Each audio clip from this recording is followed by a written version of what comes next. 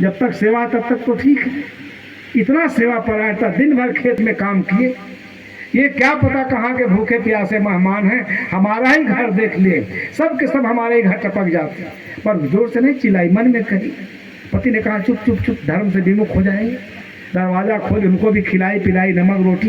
कहा भाई देखिए बहुत व्यंजन तो नहीं खिला सकती, ये धर्म की रक्षा, बहुत नहीं खिला सकती। जो है भैया खा लिए, दिन भर काम किए, सवेरे बढ़िया से भोजन बनाएंगे। वो भी मेहमान पूरा भूखाए थे, इतना बना था सब समेट के खा पी के चिकन कर दिए। कह दो एक रोटी और हो तो ले आओ, जैसे ऐसी फिर 2 रोटी बनाई, बनाते बनाते 12 बज गया। दोनों भूखे। इनको बिस्तर पर लगा के सुलाई। पति ने कहा भाई देखो कुछ बनाओ, नहीं तो हम लोग का प्राण हो जाएगा। थोड़ा सा खिचड़ी बनाई किसी तरीके से, और जैसे दोनों खाए थे, पति खाया, थोड़ा सा बचा, दोनों जाके बिस्तर लगा के अब सोए कि अब विश्राम किया जाए। और तब तक 12:30 बजे फिर दरवाज़ा कोई खटखटाया। पत्नी तो एकदम आग बबूला हो गई, क्या सारे मेहमान मर जाए, ऐसे मेहमान हमारा ही घर देख लिए, किसी घर दिखाई नहीं देता। अब मैं नहीं उठ सकती हूँ, मैं थक थक के चूर हूँ। तुम्हारा धर्म, जाओ तुम्ही धर्म का पालन करो, बड़े धार्मिक बने हो, बेहुदा कहीं का। रजाई ओढ़ के ठंडक का समय तो सो गई। अब क्या करे, पति गया, इसलिए समझना धर्म कितना कठिन है। पति गया, दरवाजा खोला, देख रहा उनके साले साहब आए हुए हैं। अब तो बड़ा धर्म संकट में पड़ा। कहा देखो भाई तुम्हारी बहन बहुत नाराज है, आज सेवा करते करते थक गई है, दिन भर खेत में काम किए, जैसे घर आए 2 मेहमान आए, काम करते करते थक गई है, कुछ बोलो मत, चलो हम ही कुछ बनाते हैं, कुछ खा लो, चाय वो पी लो, चुपचाप सो जाओ, सोने दो, नहीं एकदम आग बबूला हो जाएगी। आग का अंगारा है, कहीं एक अंगारा गिर गया तुम भी जलोल जाओ। क्रोध में पागल है, दोनों बतिया रहे हैं, चलो हम ही बनाते हैं, बुलाना बुलाना मत।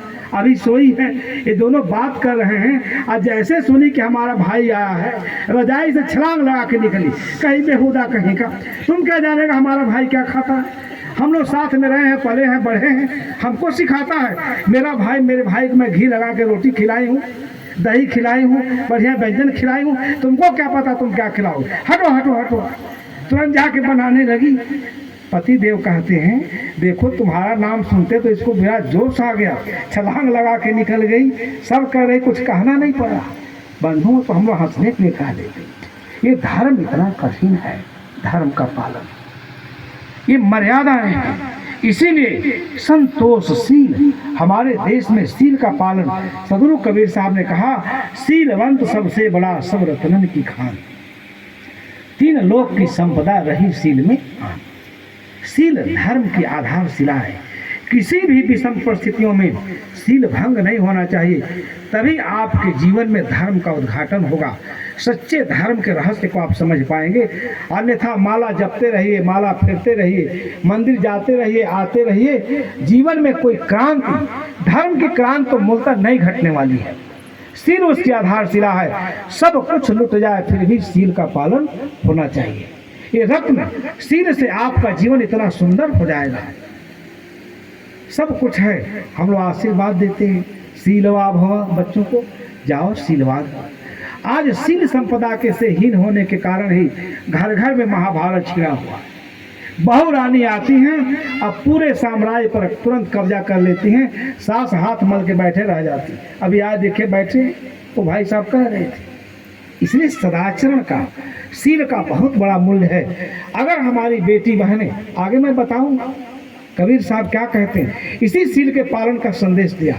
पहले जन्म पूत का भयउ बाप जनमिया पाछे, अब बाप पूत की एके नारी ये अचरज कोई काछे। एक माँ से हम पैदा होते हैं और फिर उसी स्वरूप में हम जा करके माया, इसका अनेक अर्थ हो सकता है, सारा संसार उसी में उलझता है। ये बहुत वैराग्य की बात है, वैराग्य की तीव्रता है। अगर ये नारी अपना संयम कर लें, अपने ऊपर अपना नियंत्रण स्थापित कर लें, काम विकार, लोभ विकार संयम से और शील से सुसज्जित हो जाए, शील सदाचार से संपन्न हो जाए, समाज कितना सुंदर होगा। आज ये माताएं, बच्चा जब जन्म लेता है हर चीज आप इन्हीं से सीखते हैं, और इनका जीवन खराब हुआ, विचार खराब हुआ, व्यवहार खराब हुआ। ये व्यवहार विचार खराब होना ही ये माया बन गया।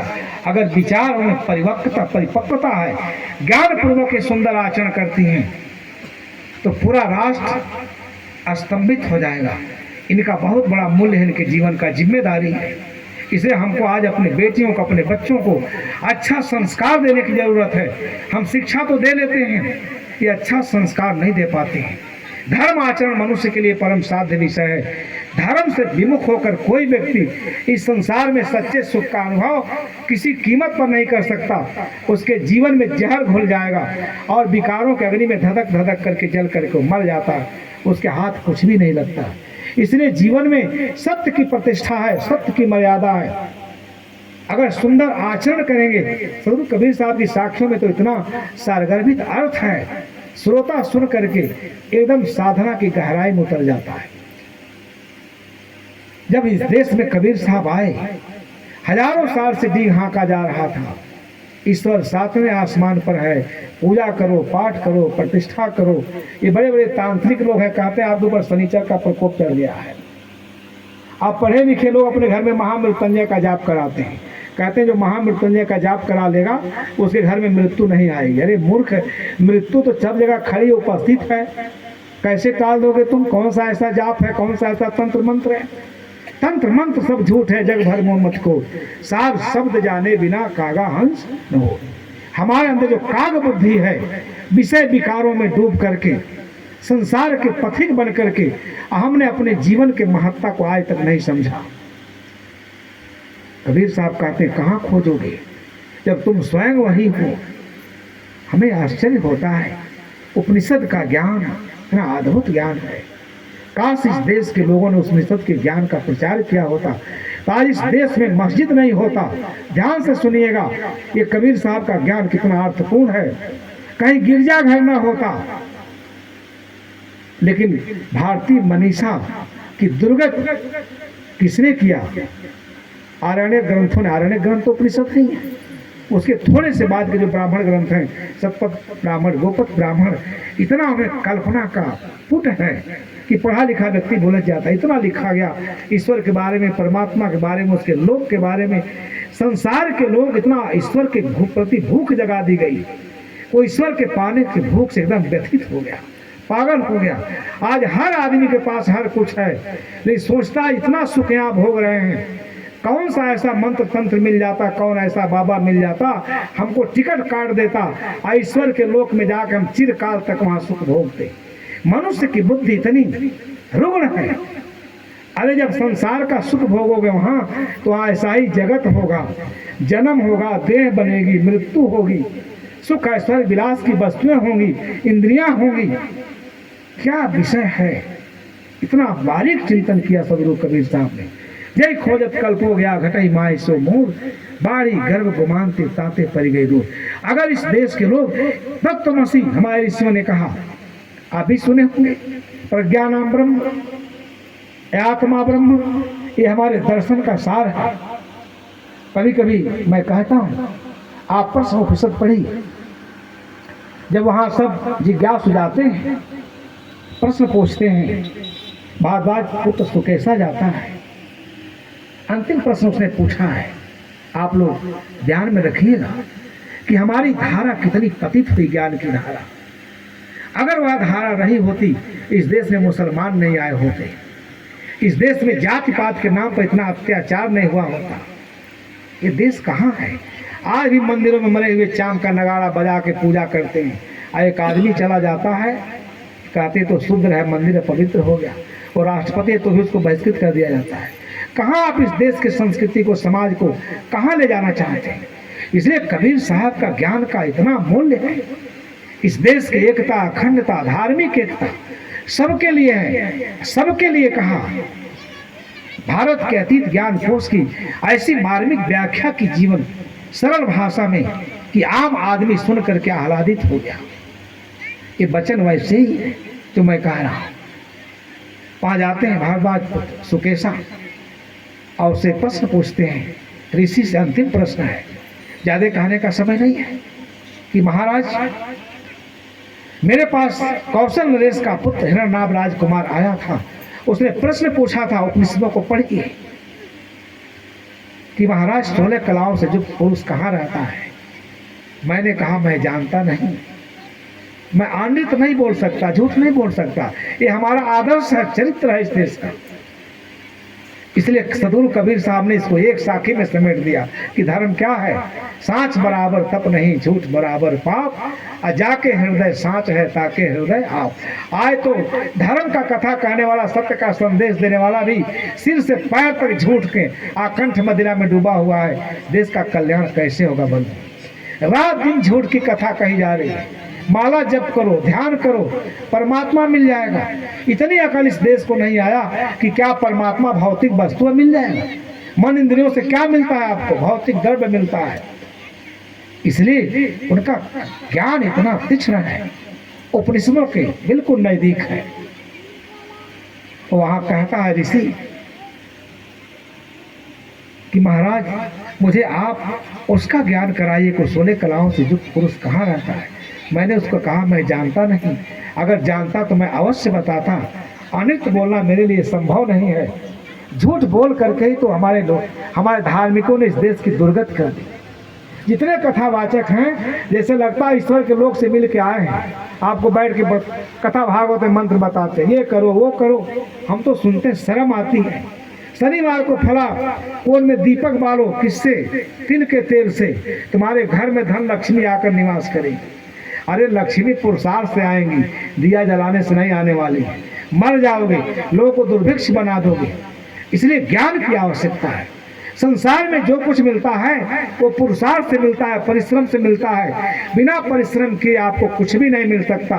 दुनिया में कोई ऐसा दाता नहीं है धर्म का उपदेशक कि कहे कि आप घर बैठे आपका ऐश्वर्य से युक्त आधुनिक सुविधाओं से युक्त मैं आपका मकान बनवा दूंगा। आपकी भावना का वो दोहन करता है। ऋषि कहता अनित बोलना मेरे लिए संभव नहीं है, आप मुझे वहाँ ज्ञान दीजिए। उसने कहता है हे नची, हे भारद्वाज, हे सुकेशा, वह 16 कलाओं से युक्त पुरुष तुम्हारे इसी देह में है, बाहर नहीं है। ये उपनिषद का चिंतन है। उसी में 16 कलाएं हैं। जिस प्रकार से नदियों में सारे छोटे मोटे नदियां मिल करके उनका अस्तित्व समाप्त हो जाता है और सब समुद्राभिमुख हो जाती हैं, इसी प्रकार से इस आत्मा में, आत्मा इस 16 कलाओं से युक्त पुरुष है। सारे कलाएं जैसे सूरज उगता उसकी किरणें पूरे दुनिया को प्रकाशित करती हैं, और जब शाम होता तो सारी किरणें समेट के चली जाती हैं। इसी प्रकार से ये ज्ञान का 6 राशि पुंज, इसकी महिमा सदगुरु कबीर साहब ने अपने शुरू के चिंतन में किया है। अंतर ज्योत शब्द एक नारी, ज्ञान ज्योति से ज्योति, दिव्य ज्योति आत्मा इसी शरीर में निवास करती है, परंतु जड़ तत्वों से पृथक वो देह नहीं है, देह से पृथक है। जब तक व्यक्ति देह भाव में भूला रहता है, अनित्य और अनात्म पदार्थों में उसकी चेतना उलझी रहती है, तभी तक वो नौ मन सुध को उलझा नहीं सकता और उलझ जाएगा। बड़ा सुंदर शब्द गाया श्री विजय साहब ने, उस पर सत्संग करेंगे तो बहुत समय लगेगा। बंधुओं, वो कहता वो पुरुष इसी में है। जिस प्रकार से बहती हुई नदियां सब समुद्र में मिलकर समुद्राभिमुख हो जाती हैं, उनके सारे अस्तित्व समाप्त हो जाते हैं, इसी प्रकार से 16 कलाओं की आत्मा, बड़ा लंबा वर्णन है, आप कभी पढ़िएगा। इसने प्राण बनाया, मन बनाया, वीर्य बनाया, अन्न बनाया, ये सब किसका बनाया हुआ है? इस मनुष्य देह का बनाया हुआ है, आत्मा की सत्ता का बनाया हुआ है। यह ज्ञान बड़ा दुर्लभ है, लोगों के समझ में नहीं आता है, और इसी ज्ञान की जीवन में आवश्यकता है। यह ज्ञान हो जाए तो समाज में कोई किसी से घृणा नहीं करेगा, क्योंकि सब जगह मेरी सत्ता है, मैं किससे घृणा करूं, किससे प्रेम करूं। गुरु कबीर साहब जब कह रहे थे, दुनिया सुन रही थी, कितनी रमणीयता के साथ कह रहे हैं। उन्होंने कहा वही पुरुष है। जिस प्रकार से रथ के पहिए में सोरे अरे लगे रहते हैं, चक्र घूमता रहता है, इसी प्रकार से ये 16 कलाएं इसमें प्रतिष्ठित हैं। उस गे पुरुष को जानो, जिससे कि मृत्यु तुम्हारा पीछा न करे, तो मृत्यु के बंधन से बच जाओ। क्या कहते हैं? अरा यो रथना भो कला जिसमें प्रतिष्ठिता तम वेद्यम पुरुषम वेद। ये अद्भुत ज्ञान है। क्या ऐसा ज्ञान किसी धर्मशास्त्र में? तम वेद्यम पुरुषम वेद यथा माव मृत्यु तद यथाई। उस 16 कलाओं से युक्त पुरुष को जानो, वह आत्मा है, तुम्हारे इसी शरीर में है सुकेशा। जो उसे जान लेता है, सत्संग आध्यात्म का तो यही मूल रहस्य है। जो उस आत्मा अपने दिव्य और अलौकिक आत्मा को जान लेता है, उसमें प्रतिष्ठित हो जाता है, उसे मृत्यु पीड़ा नहीं पहुंचा सकती और मृत्यु का काल कलवित नहीं बन सकता। ऐसा अद्भुत इस देश की धारा में है। अगर इस ज्ञान का प्रचार प्रसार हुआ होता तो आज देश कितना सुंदर होता। इसमें कोई बीमारी नहीं होती, कोई किसी से घृणा नहीं करता, मानव मात्र से सब लोग प्रेम करते, जाति पात नहीं होता, छुआछूत नहीं होता, इतने धर्म नहीं बने होते। ये परम धर्म है, परम नियम है, लेकिन बंधुओं इसको समझना बड़ा कठिन है, दुर्लभ है। इसी ज्ञान की चर्चा की। जब तक आदमी वहां तक नहीं पहुंचता, संसार के माया मोह के कुहासों को चीर करके और अपने उस दिव्य देश आत्मा के देश में नहीं पहुंचता, तब तक इस संसार में भूला भूला रहता है, भटका खाता है। भूला लोग कहें घर मेरा, कहाँ आपका घर है? विवेकानंद जी बात प्रवचन कर रहे थे, एक जिज्ञासु खड़ा हुआ, कहे महाराज आपके प्रवचन से मैं बहुत प्रभावित हूँ, आप हमारे घर आइए। कई लोग खड़े हो गए। विवेकानंद जी ने कहा सब अपने घर का पता नोट करके हमारे यहाँ पहुँचा जाओ। अब एकदम सब लोग अपनी अपनी डायरी में नोट कर करके, ग्राम गातापार, पोस्ट कहाँ है, जिला नाजनाथ गाँव, छत्तीसगढ़, भारत, सब लिख लिख के पहुँचा गए। मंच पर बैठे थे, चिट्ठियों की ढेर लग गई।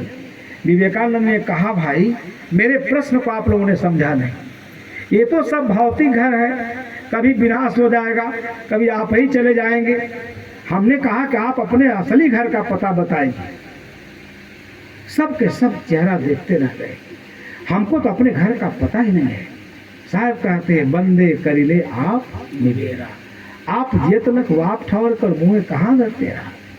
ये कबीर सदगुरु कबीर साहब का सार्वभौम ज्ञान है।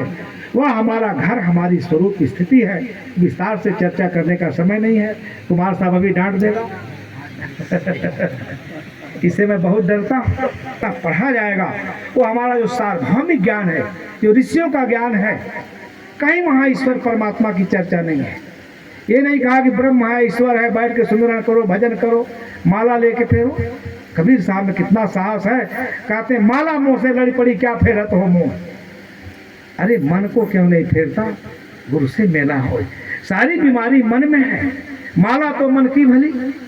अरे माला फेरना तो मन को फेरो, मन को मांझो, मन को सुंदर बनाओ। यही तो आध्यात्म है। हम देह को सुंदर बनाने में लगे रहते हैं। आज के बच्चे तो खूब क्रीम पाउडर लगा रहे हैं, जहाँ देखो बूढ़े लोग भी देखते हैं कि बाल रंगवाते हैं। हम तो शर्म से ढह जाते हैं। इनको प्रकृति के नियम का ज्ञान नहीं। अरे बूढ़ा होना ये संदेश है, अस्थिर हो गए, अब तो परिपक्व हो। ये बाल संकेत देता है कि जैसा बाल सफ़ेद वैसा तुम्हारा सफ़ेद जीवन होना चाहिए, निर्मल होना चाहिए, उसमें कोई विकार नहीं रहना चाहिए। एक दिन मुल्ला नसरुद्दीन कहता है, एक आदमी था तो कुछ लड़कियां जा रही थी, युवतियां जा रही थी। आदमी का मन कितना गंदा है, वो सीटी बजा रहा था। ये लड़की ने कहा बेहुदा शर्म नहीं आती, बाल पक गया है। उसने कहा देखो टोपी ढका, देखो मेरे बाल सब काले हैं। उसने कहा काले कैसे तुम रंगवाया है, नीचे देखो सब सफ़ेद आ रहा।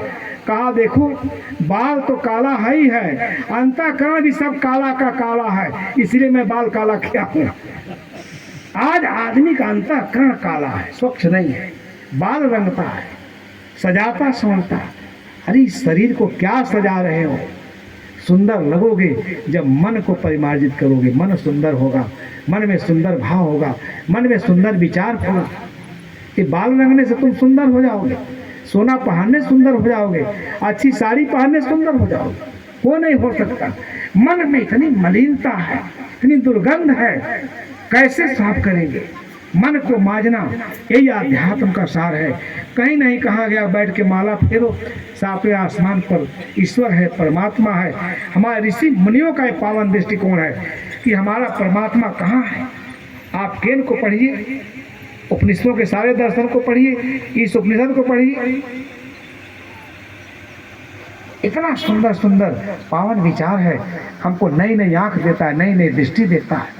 हमारा मन अंतःकरण सब सुंदर हो जाता है। जिसमें सर्वाणि भूतान आत्मा भूत विजानता तत्र का मोहा का शोका एकत्र मन उपस्थिता। इस उपनिषद का ऋषि कहता है जस्मीन सर्वान, जिसने सभी भूतों में उस परम एक तत्व का दर्शन कर लिया, उसके लिए सुख कहाँ, मोह कहाँ, पीड़ा कहाँ, ये अद्भुत ज्ञान है। हम लोग थोड़ा सा प्रतिष्ठा मिल गई, कार में बैठ गए, कुत्ता लेके घूमते कार में बैठा करके, एक आदमी आकर हटो हटो हटो हटो, गंदा कपड़ा पहना। क्या आदमी कुत्ता से भी गया बीता है? ये हमारा दृष्टिकोण है। इसलिए आज हमारे जीवन में धर्म की कोई महिमा नहीं है बंधुओं। इसलिए सदगुरु कबीर साहब ने मानवीय मूल्यों का संदेश दिया। उसे पढ़िए, उसे जानिए, उसे समझिए। संतों बोले ते जग मारे, अन बोले ते कैसे बने हैं, सबदई कोई न विचारे। पहले जन्म पूत का भय वो बाप जनमिया पाछे, अब बाप पूत की एके नारी ये चरज कोई काछे। दुंदु राजा टीका बैठे बिसहर करे खवासी, और स्वान बापुरा धरे ढाकिनो बिल्ली घर में दासी। क्या समाज का नग्न चित्र उपस्थित किया सदगुरु कबीर साहब ने। कार तो कार करी आगे बैल करे पटवारी, आ कहीं कबीर सुना हो संतो भैंसे न्याव निवेदी। ये मूढ़ लोग विष भरा हुआ है, धर्म के क्षेत्र के आख्याता बने हुए हैं। विवेकहीन लोग, बैल के समान बुद्धि रखने वाले लोग, अविवेकी कोई बैल कहा जाता। इतना मार्मिक चित्रण किया, समाज का नग्न चित्र उपस्थित किया। धर्म का संदेश देने वाला धर्म के आचरण से इतना दूर है, एकदम उल्टा हताशा के निराशा के गर्त में है। आज का प्रत्यक्ष प्रमाण है, करोड़ों लोगों को चेला बनाने वाले और स्वर्ग पहुंचाने के ठेकेदार आज सलाखों के पीछे हैं, और उनका ईश्वर परमात्मा उनकी मदद नहीं कर रहा है। अभी तो इस देश के लोगों का अकल खुलना चाहिए। वो अपना उद्धार नहीं कर सका, आपका क्या उद्धार करेगा बंधु। इसलिए धर्म कथा जो कहते नहीं, ज्यादा नहीं बोलेंगे। धर्म में इतनी लबरई है और इतना झूठाई है उतना दुनिया में कहीं नहीं है। व्यास गद्दी पर बैठ के आदमी कहता है कि राजा सगर के पत्नी के 60,000 पुत्र पैदा हुए थे। तो आप बैठ के बकरी बनकर सुनते हैं, महाराज इस सत्य कथा कह रहे हैं। अभी कोई कह दे कि एक महिला को 5 बच्चा पैदा कर, हट बेहुदा कहेगा, पागल कहेगा, तो पागल घोषित कर दे। और धर्म गद्दी पर बैठ के कहेगा कि राजा सगर के पत्नी के 60,000 पुत्र पैदा हुए थे, हनुमान जी ने सूरज को निगल गया, कहीं ये चर्चा नहीं है। तो आप कहेंगे वृंदावन बिहारी लाल की। ये देश की इतनी दुर्दशा है, कैसे समझेंगे। इसीलिए जीवन में सत्संग की आवश्यकता है। सत्संग का मतलब है नीर क्षीर विवेक। जो विवेक की दृष्टि में सही आता है उसको मानना चाहिए, जो विवेक के धरातल पर उसकी पुष्टि ना हो सके। इसलिए सदगुरु कबीर साहब के ज्ञान की यही महिमा है। हम ऐसे लोगों को ये मानने के लिए नहीं कुछ कह सकते जिसका बुद्धि विवेक से परीक्षण नहीं किया जा सके। वो आपके सांत्वना का विषय नहीं बन सकता। लेकिन धर्म तो धर्म, धर्म के क्षेत्र में बाजार लगा हुआ। एक मौलवी साहब बड़ा कपड़ा सीते थे, दूर दराज से बड़े बड़े नेताओं का कपड़ा सीने के लिए आता था। बहुत बड़े दर्जी थे, साधारण दर्जी नहीं तो लोग उसको क्या कहते हैं, मास्टर साहब। जब से मास्टर शब्द आया, एक मास्टर साहब लड़ गए हमसे, कहे आप हमको बार बार मास्टर कहते हैं, हम तो गुरु जी हैं। हम कहे गुरु शब्द कहाँ, गुरु शब्द की व्युत्पत्ति कहाँ हुई मास्टर साहब, आपको कुछ पता है? वो उसके लिए है जो आश्रमों में रह करके निःशुल्क ज्ञान देता था, उसको गुरु जी लोग कहते थे। विद्यार्थी भिक्षा मांग के लाते थे, उसको बनाते थे, खिलाते थे, आश्रम पढ़ते थे और अपना सारा ज्ञान से दीप्त कर देता था, बिना पैसे का ज्ञान देता था। तपस्वी का जीवन था। आप तो 80,000 रुपया तनख्वाह पाते हैं और जाके दस्तखत कर धीरे से घसक जाते हैं। बच्चों का भविष्य अंधकार में हो, तनख्वाह हमारे पॉकेट में आ गया तो सरकार खाते में भेज देती है, चिंता करने की जरूरत नहीं। कोई अनुशासन नहीं, कोई प्रशासन नहीं। ये मास्टर लोग अगर सही रास्ता अख्तियार कर लें, देश एकदम सुधर जाएगा। लेकिन मास्टर साहब लोग एकदम किंग कर्तव्य विमूढ़ है। धर्म किसे कहते हैं? ये अपने कर्तव्य का पालन ही धर्म है। सारे लोग अपने कर्तव्य से विमुख हैं, इसलिए सारा संसार आज विनाश के गर्त में जा रहा है। बंधुओं, जब तक सत्संग नहीं सुनेंगे, आपके चित्त के वृत्तियों का निरोध नहीं होगा।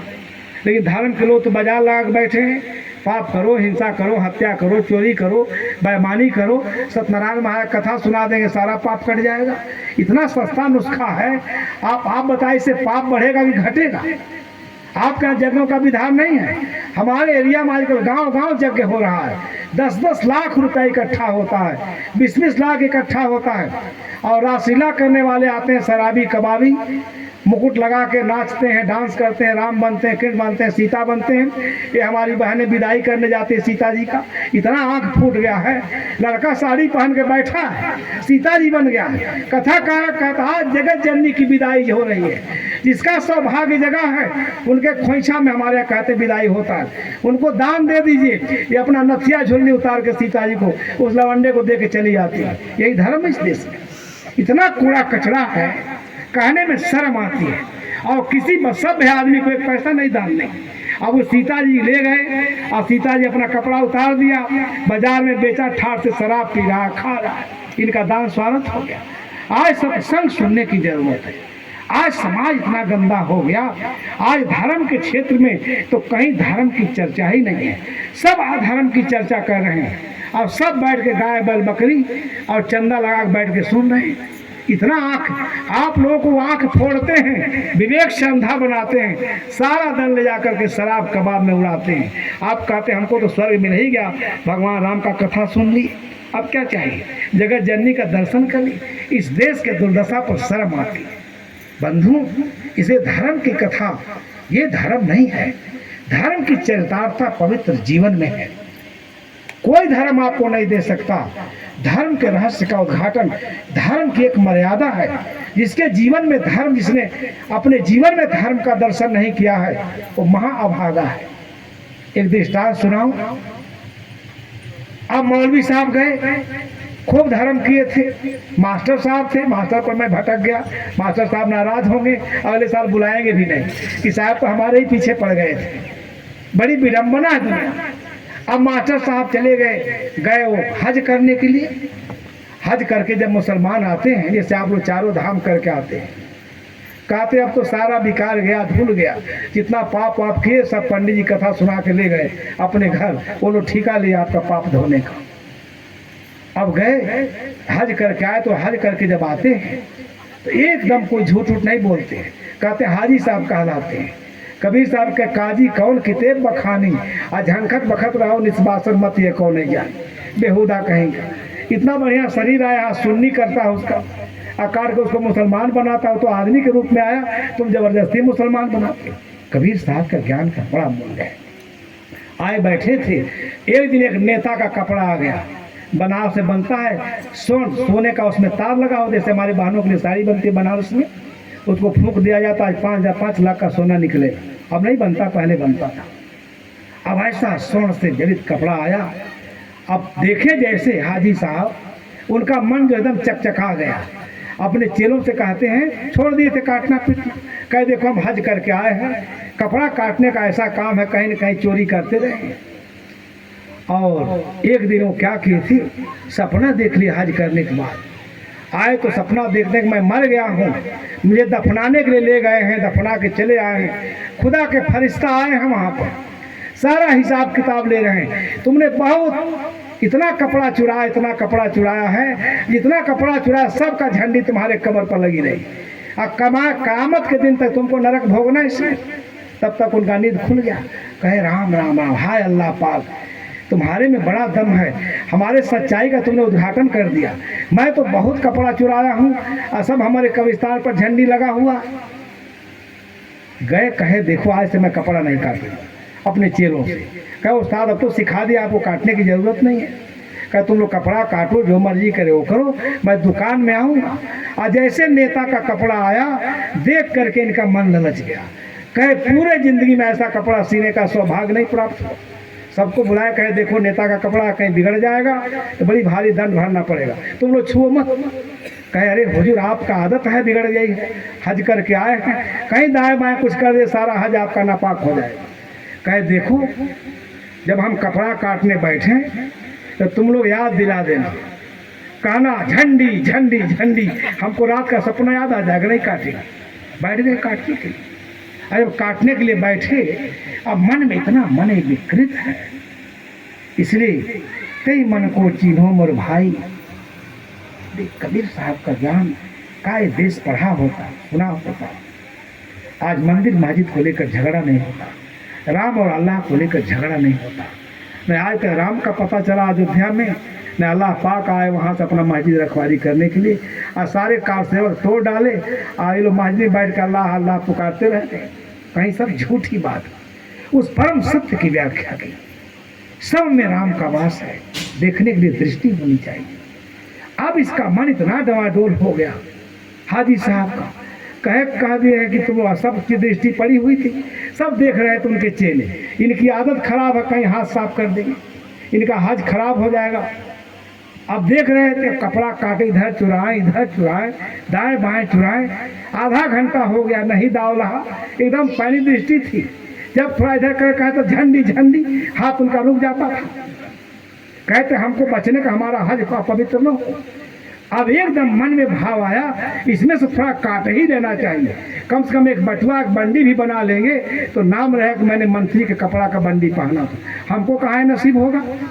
अब सब ऐसे ऐसे करके जैसे कैंची कटाए, कस के चिल्लाए सब, झंडी झंडी कहते बेहुदा कहीं का, वहाँ जैसे 1000 झंडी लगी एक भी लग जाएगी, क्या झंडी झंडी चिल्ला रखे हो, जैसे 1000 लगे वे भी लग जाएगा, झंडी झंडी झंडी करके हमको बदनाम करने पर तुले हुए हो, क्या हो गया, जैसे सैकड़ों थे के भी लग जाएगा। आदमी का मन बड़ा विकृत है, जान बुझ करके अपने को पतन में ले जाता है। ये सत्संग इस मन को निर्मल करने के लिए है, विवेक के पथ पर अप्रतिहत होकर चलने के लिए है।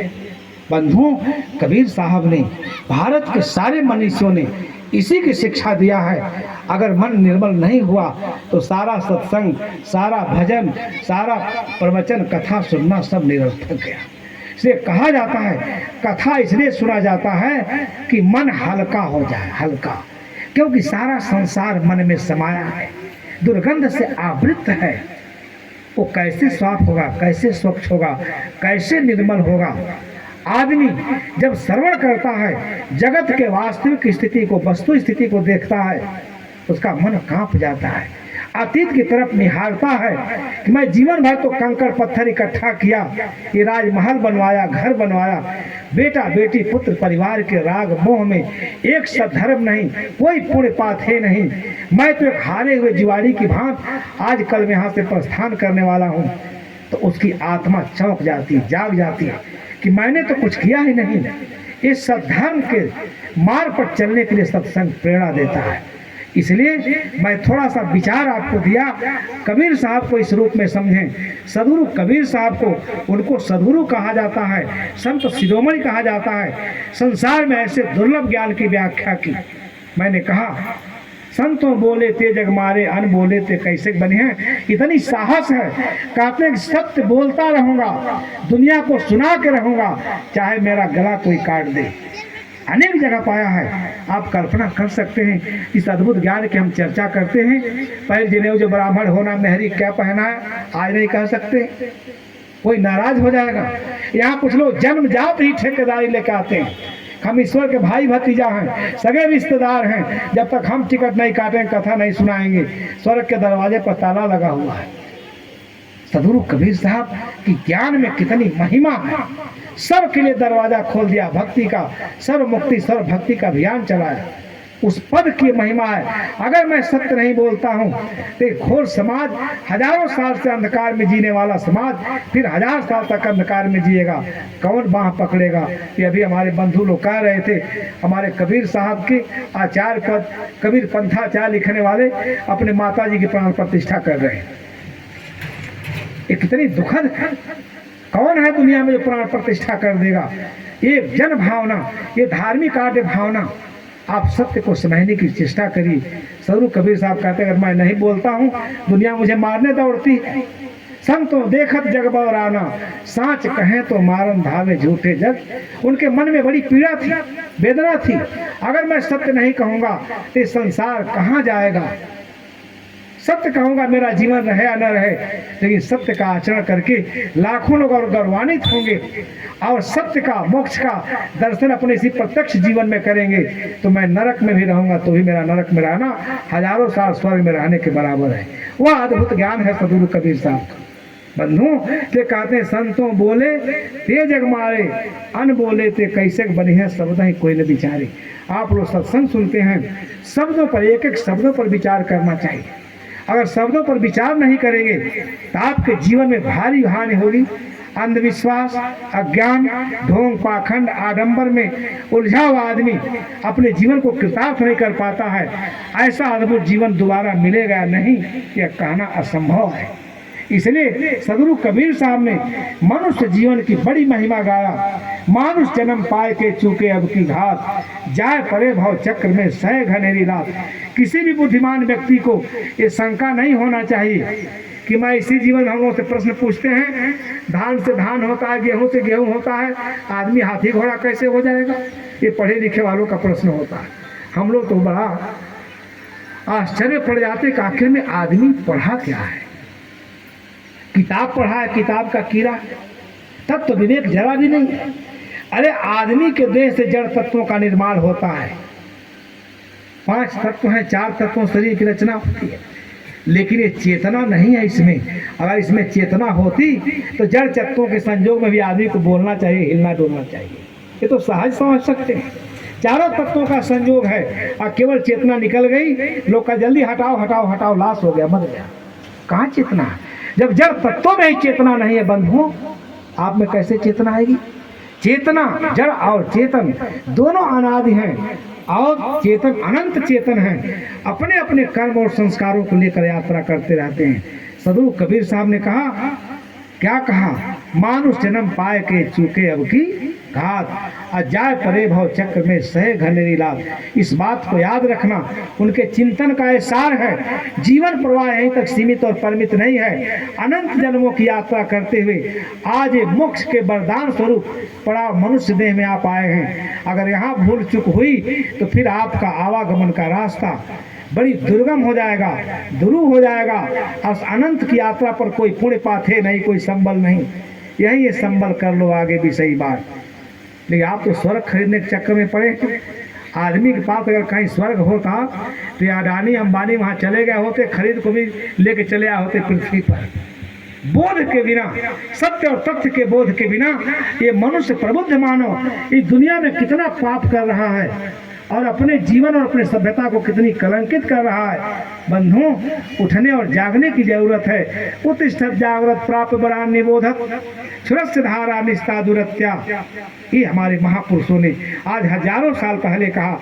अगर जीवन का कल्याण चाहते हो, ऐ मोह के मदिरा पीकर मोह के प्रभाव में पड़ा हुआ आलसी मनुष्य, जहाँ तेरा कुछ नहीं, एक रत्ती भर जहाँ तुम्हारा नहीं है, वहाँ सब अपना मान करके और अपने इस बहुमूल्य रत्न तुल्य जीवन को गंवा रहे हो। काम भोगों की आराधना में लिप्त हो। उस काम भोगों के गंदे संस्कार से वर्तमान तो नष्ट हुआ ही, लेकिन तुम्हारा अतीत बिल्कुल धूमिल हो गया। अनंत की यात्रा पर कहाँ सत्संग मिलेगा, कहाँ शास्त्र मिलेगा, कहाँ स्वर्ग मिलेगा। मानव तरखानियों के दुखों को देख करके भी हमारी अंतस चेतना जागृत नहीं होती है। यहाँ थोड़े दिन रहना है, बहुत चिरकाल तक नहीं रहना है। जीना थोड़ा ही बड़ा, मैंने कहा था कल। क्या जोड़े क्या छोड़िए, थोड़े जीवन काज, छाड़ी छाड़ी सब जात हैं, दे दे गंगाज। कौन लेके गया, क्या लेके गया, किस सपने में आप लोग सोए हुए हैं? इसलिए सत्संग जगाता है। उत्तिष्ठत् जागृत प्राप्य बरान निबोधत सुरस्य धारा निस्ता दुरत्या। दुर्गम पथस्तस कवियो बदलती। ये मार्ग इतना कठिन है, अस्तूरे पर धार लगाए हुए छुरे पर चलने की बात है। इस संसार में जीना, जहाँ जाओगे वहीं राग, वहीं द्वेष, वहीं हर्ष, वहीं शोक। ज्ञान ही वह साधन है जिससे हर्ष और शोक से हम ऊपर उठ सकते हैं। बेटा मर जाता है, दहाड़ दहाड़ के रोते हैं। इतना अज्ञानता, क्या आत्मा किसी का बेटा है? अपने कर्म संस्कारों को लेकर आया, चला गया, लेकिन यह मलिनता में पड़ा हुआ आदमी ये 4 तत्वों के शरीर के लिए छाती पीट पीट करके रोता है। क्या कोई आने का साधन है? कौन किसका बेटा है? ये सारे संबंध मिथ्या हैं, सारे संबंध झूठे हैं। इस देह को पालने वाला, पोसने वाला व्यक्ति, देह भाव में भूला रहने वाला व्यक्ति ही संसार में सारा अनर्थ करता है, सारा पाप करता है। सदगुरु कबीर साहब के विचारों को सुनिए। दुंदुर राजा टीका बैठे विषहर करे खवासी। ये दुंदुर जो है, कौन? मेढक टीका लगा करके बैठा हुआ है और उसकी तो राजा बन के बैठा है। ऐसे दुंदुर लोग, ढोंगी पाखंडी लोग टीका लगा करके अधर्म का संदेश सुना रहे हैं। अच्छे बुरे पर विचार कर रहे हैं, क्या हृदयंगम करने वाला है, क्या हृदयंगम करने वाला नहीं है। अखाद्य खाद सब में आपको रमा दे रहे हैं। क्या हम तो ठिका लिए ही हैं, मंत्र छिड़क करके पवित्र कर देंगे। सारा अनर्थ, सारा पाप इन धर्माचार्यों ने कराया। धुंधु राज टीका बैठ विचार करे खवासी। ये विस्तार लोग, चमचे लोग आज राज के सत्ता का सारा धनाहरण कर रहे हैं, महापाप कर रहे हैं। उनको पारलौकिक जीवन का ज्ञान नहीं है उन मूर्खों को कि थोड़ा दिन यहाँ रहना है और हमको यहाँ से अमृत लेकर जाना चाहिए। तो ये क्या कंकड़ पत्थर बटोर करके गंदे संस्कारों की मोटरी लेकर यहाँ जाकर आजकल में यहाँ से प्रस्थान करते हैं। कहाँ सुख है, कहाँ चैन है, कब जागेंगे, कब देखेंगे, कब अपना साक्षर दृष्टा बनेंगे। धुंधु राजा टीका बैठे विचार करे खवासी, अस्वान बापुरा धरी ढाकिनो बिल्ली घर में। कितना मार्मिक बात है।